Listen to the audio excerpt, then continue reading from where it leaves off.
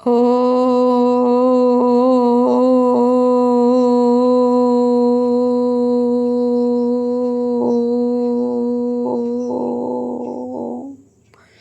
শান্তি। 9-8-2024 প্রাতঃমুরলি। ওম শান্তি। বাপদাদা মধুবন। আজকের বাপদাদার অমূল্য মহাবাক্য হল, মিষ্টি বাচ্চারা, এই ব্রহ্মা হলেন সদ্গুরুর দরবার। এনার ভ্রুকুটিতে সদ্গুরু বিরাজমান। বাচ্চারা, তিনি তোমাদের সদ্গতি করেন। তো বাবা বলছেন, মিষ্টি বাচ্চারা, এই ব্রহ্মা হলেন সদ্গুরুর দরবার। অর্থাৎ ব্রহ্মার 2 ভ্রুয়ের মাঝে অকাল তক্তপর ভ্রুকুটিতে সদ্গুরু অর্থাৎ পরমপিতা পরমাত্মা নিরাকার মহাজ্যোতি বিরাজ করছেন। বাচ্চারা, তিনিই তোমাদের সদ্গতি করান, ব্রহ্মা করান না। ব্রহ্মার 2 ভ্রুয়ের মাঝে ও মহাজ্যোতি বিরাজ হয়ে আমাদের সদ্গতি করেন।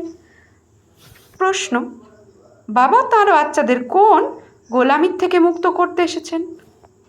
উত্তর, এই সময় সমস্ত বাচ্চারা প্রকৃতি এবং মায়ার গোলামি হয়ে গেছে।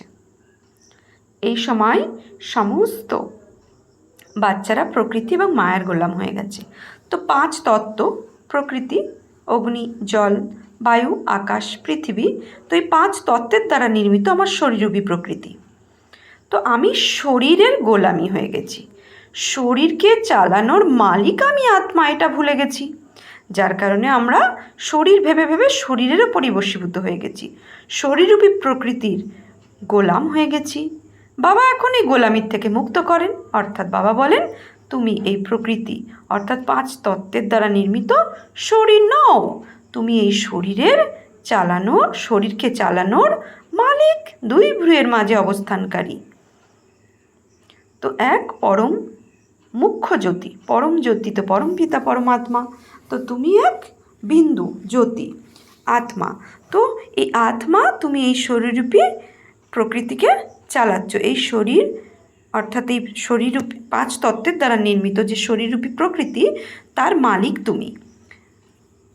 তো বাবা এটাই বোঝাচ্ছেন, বাবা এখনই গোলামির থেকে মুক্ত করতে এসেছেন। তুমি আত্মা নিশ্চয় করো, তুমি এই দেহের মালিক আত্মা, 2 ভ্রুয়ের মাঝে চৈতন্য হীরে। এখন মায়া এবং প্রকৃতি 2ই অস্থির করায়, কখনো তুফান, কখনো আবার দুর্ভিক্ষ।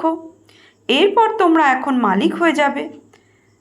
এরপর এই দুনিয়ার এমন মালিক হয়ে যাও যেখানে সম্পূর্ণ প্রকৃতি তোমাদের গোলাম হয়ে যায়, তখন আর মায়ার আঘাত হয় না। তো সম্পূর্ণ প্রকৃতির মালিক হওয়ার আগে প্রকৃতিও হাঙ্গামা মাচাচ্ছে, দুর্ভিক্ষ আনছে, কখনো তুফান আনছে। তো তারপরেই কি হবে, তোমরা এই প্রকৃতির মালিক হয়ে যাবে, আর মায়ার কোনো আঘাত আনবে না। ওম শান্তি।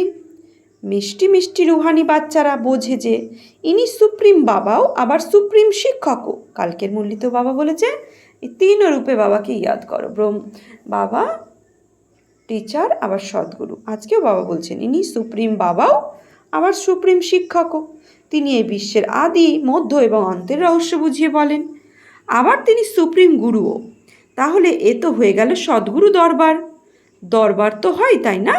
গুরুর দরবার, সে হলো শুধু গুরুর, আর এটা হচ্ছে কি সদ্গুরুর দরবার। সদ্গুরু তো সেখানে নেই, যেখানে গুরুর দরবার বলা হয় সেখানে সদ্গুরু নেই। শ্রী শ্রী 108 বলা হয়, সদ্গুরু লেখা থাকবে না। ওরা তো গুরুই বলে। ইনি হলেন সদ্গুরু। প্রথমে বাবা, তারপর টিচার, তারপর সদ্গুরু। সদ্গুরুই সদ্গতি দান করেন। সত্যযুগ আর ত্রেতাতে তো গুরু থাকে, সত্যযুগ আর ত্রেতাতে তো গুরুই থাকে না, কেননা সবাই সদ্গতিতে থাকে। এক সদ্গুরু প্রাপ্ত হলে তখন বাকি সব গুরুদেবের নাম শেষ হয়ে যায়। তাহলে যখনই সৎ গুরু অর্থাৎ সত্য, যিনি পরম পিতা পরমাত্মা নিরাকার মহাজ্যোতি অনাদি, যিনি সত্য, যিনি কোনো শরীরের আধার নেন না, ও সত্য অর্থাৎ ও সদ্গুরুকে প্রাপ্ত করলে সমস্ত গুরু কি হয়, সমাপ্ত হয়ে যায়। গুরুই থাকে, কেননা সবাই সদ্গতিতে থাকে। তো সুপ্রিম হলেন সব সদ্গুরুদের গুরু। যিনি সুপ্রিম সদ্গুরু তিনি হচ্ছে সমস্ত গুরুদের গুরু, সদ্গুরু। যেমন পতিদেরও পতি বলা হয়, তাই না? পতিদেরও পতি কে? পরমপিতা পরমাত্মা। পতিদেরও পতি, পতিদেব। সব থেকে উঁচু হওয়ার কারণে এমন বলা হয়ে থাকে। তোমরা সুপ্রিম বাবার কাছে বসে আছো কেন? অসীম জগতের উত্তরাধিকার প্রাপ্ত করতে।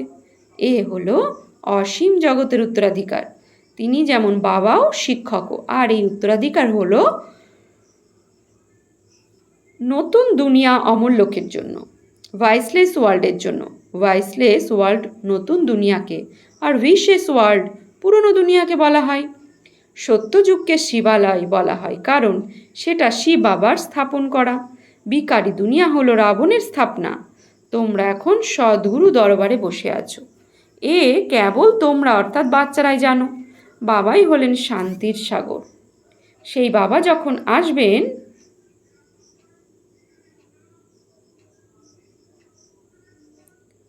বাবা বলছেন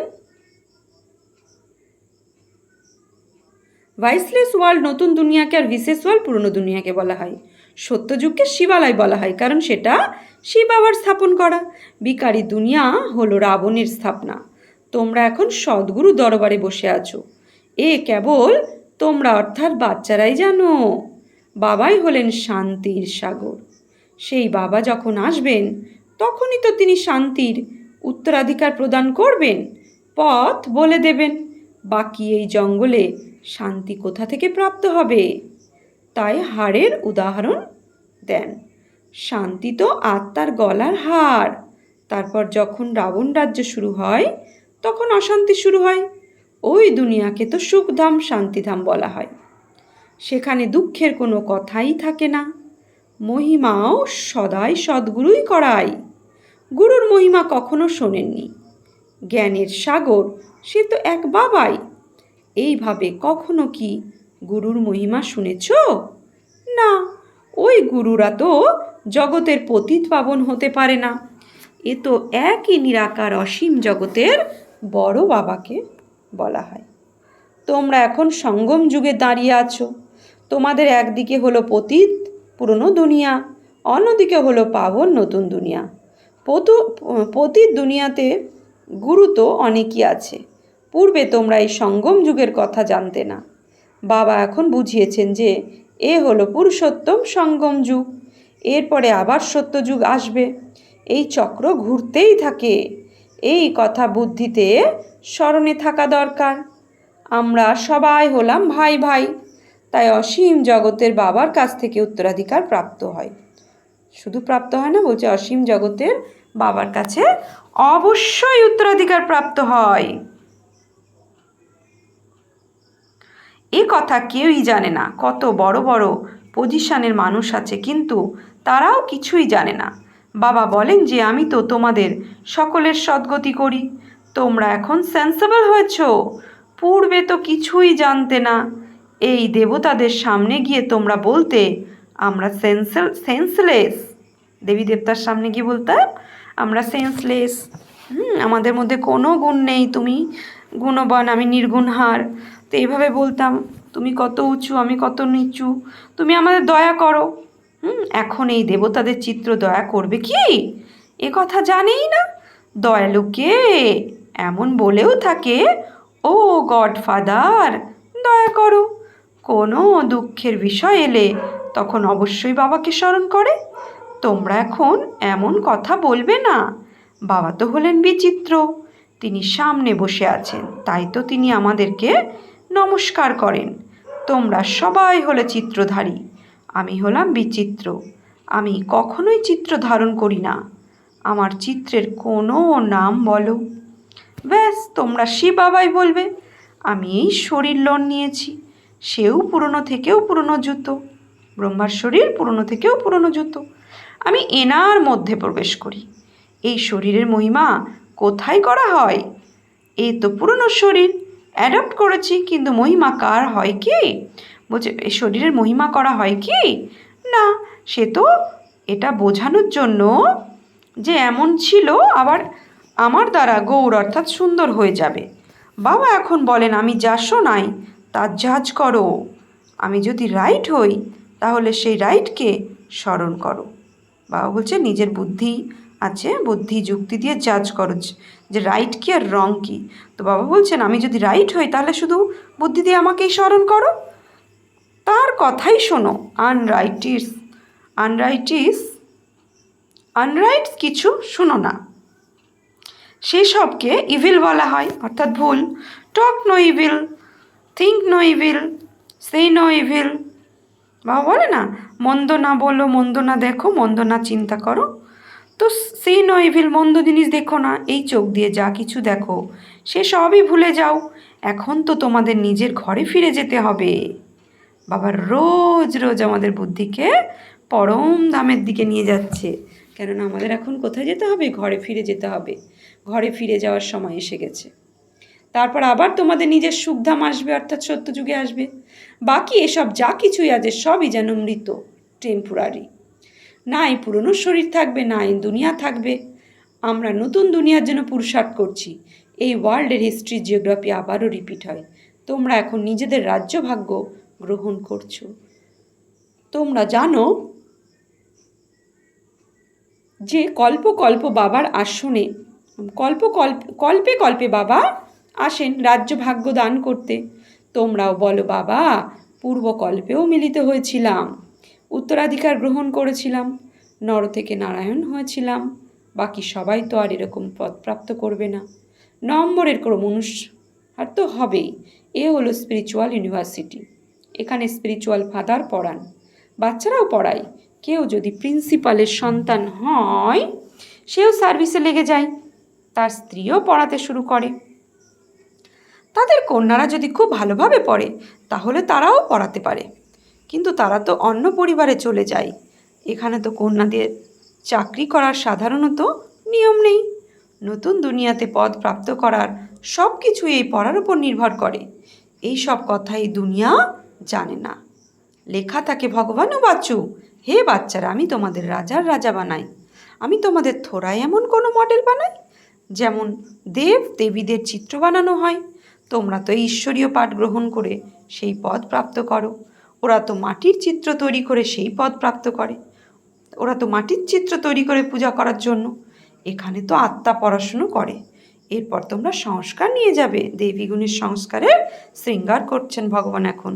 তো আমরা এরপরে আত্মা ওপরে যে সংস্কার থাকবে দেবী গুণের, সেই সংস্কার নিয়ে যাব, গিয়ে আমরা নতুন শরীর ধারণ করব। এই দুনিয়া তো শেষ হলো বলে না, এই দুনিয়া তো শেষ হয় না, তাই না? দুনিয়ার ওপর যা কিছু আছে প্রকৃতি, সব কিছু নষ্ট হয়ে নতুন করে তৈরি হয়। দুনিয়া শেষ হয় না, কেবল যুগ পরিবর্তন হয়, অর্থাৎ মহা পরিবর্তন হয়, মহা বিনাশ হয় না। তো যা কিছু পুরনো আছে সব কিছু পরিবর্তন হয়। Golden age, silver age, copper age, iron age, অর্থাৎ সত্যযুগ, ত্রেতা যুগ, দ্বাপর যুগ, কলিযুগ। 16 কলা থেকে 14 কলা। ওই দুনিয়ায় তো চলতে থাকে, কেবল নতুন থেকে পুরনো হয়। বাবা তোমাদের এই পড়ার দ্বারা রাজার রাজা তৈরি করেন। এমন পড়ানোর শক্তি আর কারোরই নেই। বাবা কত ভালোভাবে বুঝিয়ে বলেন। এরপর পড়তে পড়তে মায়া তোমাদের নিজের বানিয়ে নেয়।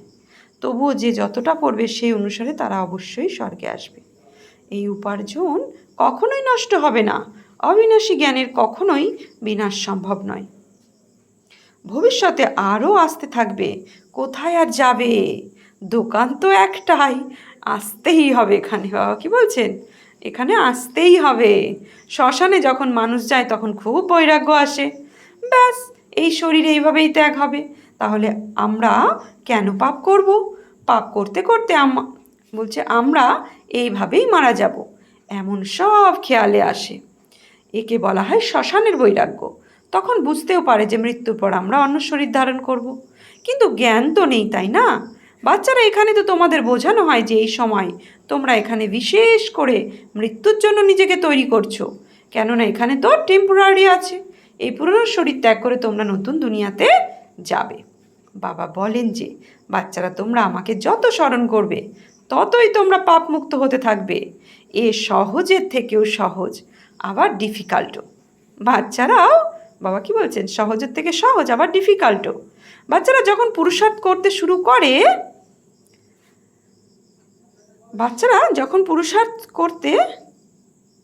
শুরু করে, তখন বুঝতে পারে যে মায়ার সঙ্গে যুদ্ধ অনেক বড়। বাবা বলেন সহজ, কিন্তু মায়া তো প্রদীপের প্রকাশই নিভিয়ে দেয়। গুল বলছে গুলাব বকাবলির কাহিনীও আছে তো, তাই না? গুল বকাবলির কাহিনীও আছে, তাই না? মায়ার বিড়াল প্রদীপের শিখা নিভিয়ে দেয়। গুলাব কাবুলি হবে। তো এখানে সবাই মায়ার গোলাম, এরপর তোমরা মায়াকে গোলাম বানিয়ে ফেলো। তো এখন আমরা মায়ার গোলাম, তো এই পরিবর্তনের পরে আমরা কি করব? এখনই আমরা মায়াকে গোলাম বানিয়ে ফেলি। আমাদের সমস্ত প্রকৃতি তোমাদের অধিকারে থাকে, তখন কোনো তুফান থাকে না, দুর্ভিক্ষ থাকে না। এই প্রকৃতিকে তোমাদের গোলাম বানাতে হবে, ওখানে কখনোই মায়ার আঘাত আসবে না। এখন তো তোমাদের মায়া কত বিরক্ত করে, এমন গায়ন তো আছে যে আমি তোমার গোলাম, সে তখন বলে তুমি আমার গোলাম। বাবা বলেন আমি এখন তোমাদের গোলামি থেকে মুক্ত করতে এসেছি, তোমরা মালিক হয়ে যাবে। আর গোলাম বলছে তোমরা মালিক হয়ে যাবে আর ও গোলাম হয়ে যাবে মায়া। তখন সামান্য চুচাও করবে না, এও ড্রামাতে লিপিবদ্ধ আছে। তোমরা বলো যে বাবা মায়া খুব বিরক্ত করে, সে কেন করবে না? একে বলা হয় যুদ্ধের ময়দান, মায়াকে গোলামি বানানোর জন্য তোমরা চেষ্টা করো, ফলে মায়াও তোমাদের আছাড় মারে। কত বিরক্ত করে, কতজনকে হারিয়ে দেয়, কতজনকে একেবারে খেয়ে ফেলে, একদম গিলে ফেলে। যদিও তোমরা স্বর্গের মালিক হও, কিন্তু মায়া তো তোমাদের খেতেই থাকে, যেন তার পেটের মধ্যেই ঢুকে আছে। তোমাদের শুধু লেজ যেন বাইরে থাকে, বাকি সবই মায়ার পেটে। একে পাঁকও বলা হয়। কত বাচ্চাই পাঁকে পড়ে আছে, কিছু মাত্রও তার স্মরণ করতে পারে না। যেমন কচ্ছ ভ্রমরের উদাহরণ, তেমনই তোমরাও কীটকে ভো ভো করে কী থেকে কী বানিয়ে দিতে পারো, একদম স্বর্গের পরিজাদা। তবুও তারা তো ভো ভো করে কোনো পরিবর্তন করতে পারে না। এই পরিবর্তন হয় সঙ্গম যুগে। সঙ্গম যুগের আগে তারা ভো ভো করে, কিন্তু তারা পরিবর্তন করতে পারে না। এখন এলো সঙ্গম যুগ, তোমরা এখন শূদ্র থেকে ব্রাহ্মণ হয়েছো, তাই যে বিকারী মানুষজন রয়েছে তোমরা তাদের নিয়ে এসো। কীটের মধ্যেও কেউ কেউ ভ্রমর হয়ে যায়, কেউ আবার শেষ হয়ে যায়, কেউ কেউ আবার অপূর্ণ রয়ে যায়। বাবা এইসব অনেক দেখেছেন। এখানেও কেউ কেউ খুব ভালোভাবে পড়ে, তাদের জ্ঞানের পাখা বিকশিত হয়ে যায়। কাউকে তো অর্ধেক অবস্থাতেই মায়া গ্রাস করে, ফলে তারা দুর্বল হয়ে যায়। তাই উদাহরণ দেখানকার। ও তো ওয়ান্ডার, তাই না? ভ্রমর কীটকে নিয়ে এসে নিজের সমান বান ইনি একজনই আছেন যিনি নিজের সমান তৈরি করেন। দ্বিতীয় হলো সাপের উদাহরণ দেন। সত্যযুগে মানুষ এক খোলস ত্যাগ করে দ্বিতীয় ধারণ করে। চট করে সাক্ষাৎকার হয় যে এখন এই দেহত্যাগ হবে, আত্মা নির্গত হয়ে অন্য গর্ভমহলে অবস্থান করে। ইনিও এক উদাহরণ দেন যে গর্ভমহলে গিয়ে বসেছিলাম, তার বাইরে নির্গত হতে মন চাইতো না, তবুও তো অবশ্যই বাইরে আসতে হবে। তোমরা বাচ্চারা এখন সঙ্গম যুগে অবস্থান করছো, তোমরা জ্ঞানের দ্বারা এমন পুরুষোত্তম হও। ভক্তি তো হলো জন্ম জন্মান্তরের, তাই যে যত বেশি ভক্তি করেছো সেই এসে পুরুষার্থের নম্বর অনুসারে পদ প্রাপ্ত করবে। তোমাদের বুদ্ধিতে এখন সম্পূর্ণ জ্ঞান আছে, বাকি শাস্ত্রের জ্ঞান কোনো জ্ঞান নয়। এ হলো ভক্তি, ওর দ্বারা কোনো সদ্গতি হয় না। সদ্গতির অর্থ ঘরে ফিরে যাওয়া, ঘরে তো কেউই ফিরে যায় না শাস্ত্র পড়ে। বাবা নিজেই বলেন আমার সাথে কেউই মিলিত হয় না শাস্ত্রের দ্বারা। যিনি পড়বেন আর সাথে করে নিয়ে যাবেন এমনও তো কাউকে চাই, তাই না? বাবার কত খেয়াল থাকে, 5000 বছরে বাবা একবারই এসে পড়ান। তোমরা প্রতি মুহূর্তে ভুলে যাও যে আমরা হলাম আত্মা, এ কথা একদম দৃঢ় করে নাও। আমাদের অর্থাৎ আত্মাদের এখন বাবা পড়াতে এসেছেন। একে বলা হয় স্পিরিচুয়াল নলেজ। সুপ্রিম আত্মা আমাদের মতো আত্মাদের নলেজ দান করেন। সংস্কারও আত্মার মধ্যে থাকে, শরীর তো শেষ হয়ে যায়, আত্মা হলো অবিনাশী। তাই এই ব্রহ্মার ভ্রুকুটি হলো সদ্গুরুর দরবার। এই আত্মার দরবার, আত্মারও দরবার, ব্রহ্মার আত্মারও দরবার আর শিব বাবারও দরবার। আবার সদ্গুরু এসেও এই ভ্রুকুটির পাশেই বসেন, এনার মধ্যেই প্রবেশ করেছেন। এনাকে রথ বলা হয়, ব্রহ্মার শরীরকে রথ বলা হয়, দরবার বলা হয়। বাচ্চারা তোমরা শ্রীমতে চলে স্বর্গের গেট খুলছো। তোমরা যত ভালোভাবে পড়বে ততই সত্যযুগের উচ্চ পদ প্রাপ্ত করবে। তাই তোমাদের পড়া উচিত। টিচারের বাচ্চারা তো খুব হুঁশিয়ার হয়, কিন্তু এমন তো বলা হয় যে ঘরের পাশেই গঙ্গার কোনো সম্মান নেই। যার ঘরের পাশে গঙ্গা থাকে তার কোনো সম্মান নেই। অর্থাৎ যেখানে গীতা পাঠশালা আছে, সেন্টার আছে, তার আশেপাশে কেউ সম্মান করে না, কেউ আসে না। মধুবনের আশেপাশেও আমরা কত দূর দূর থেকে মধুবনে বাবার ধামে যাই, হ্যাঁ, বাবার ঘরে, কিন্তু আশেপাশে সম্মান করে না। বাবা দেখেছেন সমস্ত শহরের আবর্জনা গঙ্গায় ফেলে দেওয়া হয়, এরপরে কি পতিত পাবনী বলা হবে? মানুষের বুদ্ধি দেখো কেমন হয়ে গেছে। দেবীদেরও সাজিয়ে পুজো ইত্যাদি করে আবার জলে ডুবিয়ে দেয়, মূর্তি পুজো করে জলে ডুবিয়ে দেয়। কেউ কেউ তো আবার মূর্তির উপর পা রেখেও ডুবিয়ে দেয়। তো যে দেবীকে পুজো করছে তাকে আবার পা দিয়ে, মূর্তি গায়ে পা দিয়ে জলের মধ্যে ডুবিয়ে দেয়। বাংলায় এমন রেওয়াজ ছিল যে কারোর মৃত্যুর সময় তাকে গঙ্গার ঘাটে রেখে দেওয়া হতো, আর হরিবল ধ্বনি দিয়ে তার মুখে গঙ্গা জল দেওয়া হতো। এইভাবে তার প্রাণবায়ু নির্গত হয়ে যেত। এ তো আশ্চর্য, তাই না? বাচ্চারা, তোমাদের বুদ্ধিতে এখন পুরুষার্থের নম্বর অনুসারে চড়াই আর উত্তরায়, অর্থাৎ এই কলিযুগ কী করে উঠেছে আর কীভাবে নিচে নেমেছে, কলিযুগ হয়েছে, এই সম্পূর্ণ জ্ঞান আছে উত্তরায় আর চড়াই। তো আচ্ছা, মিষ্টি মিষ্টি হারানিধি বাচ্চাদের প্রতি মাত পিতা বাপদাদার স্মরণের স্নেহ সুমন আর সুপ্রভাত। আত্মাদের পিতা তার আত্মারূপী বাচ্চাদের জানাচ্ছেন নমস্কার। আমরা আত্মারূপী বাচ্চারা আত্মারূপী বাপদাদাকে জানাচ্ছি নমস্কার, সুপ্রভাত, ধন্যবাদ। ধারণার জন্য মুখ্য সার, বাবা যা শোনান সেটাই শুনতে হবে, আর জাজ করতে হবে যে কোনটা রাইট। সেই রাইটের স্মরণে করতে হবে, সেই রাইটকেই স্মরণ করতে হবে। নিজে বুঝে যুক্তি দিয়ে বিচার করে সেই রাইটকে স্মরণ করতে হবে। আনরাইটস কথাকে শুনবেও না, বলবেও না, আর দেখবেও না। 2, ভালোভাবে পড়া পড়ে নিজেকে রাজার রাজা বানাতে হবে। এই পুরনো শরীর আর পুরনো দুনিয়াতে নিজেকে টেম্পোরারি মনে করতে হবে। বরদান, একগ্র শক্তি দ্বারা পর্বস্থিতিকে পরিবর্তন করে অধিকারী আত্মা ভব। একাগ্র শক্তির দ্বারা পর্বস্থিতিকে পরিবর্তন করে অধিকারী আত্মা ভব। ব্রাহ্মণ অর্থাৎ অধিকারী আত্মা কখনোই পরবশ হতে পারে না। নিজের দুর্বল স্বভাব সংস্কারের বশীভূতও নয়, কেননা স্বভাব অর্থাৎ স্বয়ের প্রতি আর সর্বের প্রতি আত্মিক ভাব থাকলে কখনোই দুর্বল স্বভাবের বশীভূত হবে না। আর অনাদি আদি সংস্কারের স্মৃতিতে দুর্বল সংস্কার সহজেই পরিবর্তন হয়ে যাবে। অনাদি স্মৃতি বিন্দু, আর আদি হচ্ছে দেবী দেবতা। তো আদি আর অনাদি এটাকে স্মৃতিতে ইমার্জ করতে হবে, তাহলে আমাদের দুর্বল যে সংস্কার আছে ও সহজেই পরিবর্তন হয়ে যাবে। হ্যাঁ, একাগ্রতার শক্তি পর্বস্থিতিকে পরিবর্তন করে মালিক ভাবের স্থিতির আসনে সেট করে দেয়। বাবা বলছেন একাগ্রতার শক্তি পর্বস্থিতিকে পরিবর্তন করে মালিক ভাবের স্থিতির আসনে সেট করে দেয়। স্লোগান, ক্রোধ জ্ঞানী তো আত্মার জন্য মহাশত্রু। বাবা 3 দিন ধরে মুরলির স্লোগানে ক্রোধের ওপরই দিচ্ছে। কালকের মুরলিতেও ছিল, ক্রোধের অগ্নিতে নিজেও জ্বলে আর অন্যদেরকেও জ্বালায়। ক্রোধের অগ্নি এমন অগ্নি। তো ক্রোধ জ্ঞানী তো আত্মার জন্য মহাশত্রু।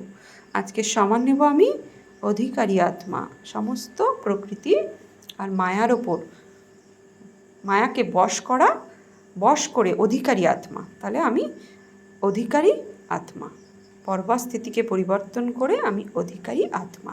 ওম শান্তি।